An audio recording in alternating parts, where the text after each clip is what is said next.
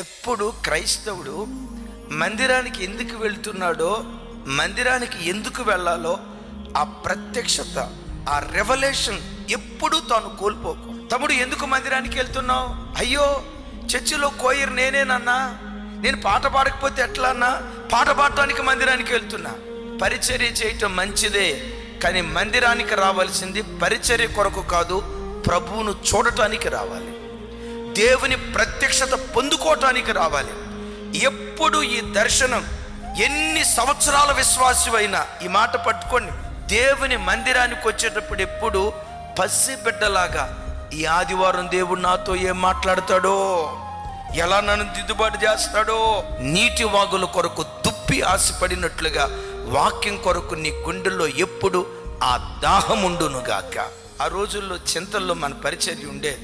ఒక ఆయన నా దగ్గరికి వచ్చాడు, ఏమంటే జెర్మీ పాస్టర్ గారు, వచ్చే ఆదివారం నుంచి నేను కూడా మీ చర్చికి రావాలనుకుంటున్నాను, రమ్మంటారా అన్నాడు. రావాలనిపిస్తే రాయ్యా అన్న. అయ్యగారు, నేను ఒక్కడనే కాదు, నేను గనక మీ చర్చిలో అడుగు పెడితే నా వెనక 50 మంది అడుగు పెడతారు, మొత్తం 51. మంచిదయ్యా, రావాలనిపిస్తే రండి అన్న. తర్వాత ఏమన్నాడు తెలుసా?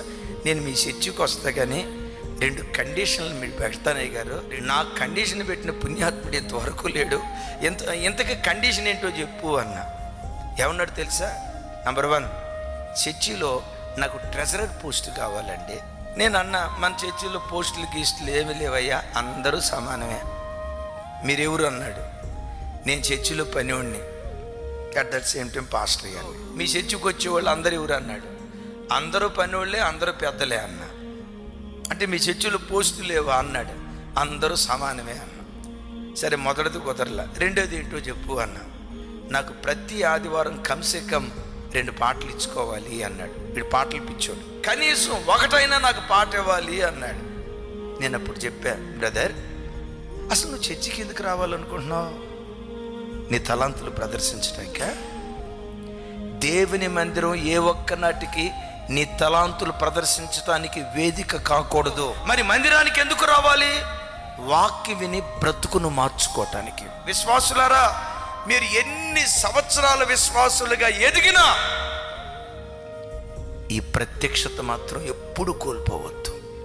మందిరానికి వచ్చే ప్రతిసారి నా ప్రభు ఏం మాట్లాడతాడో నా బ్రతుకు దిద్దుకుంటా.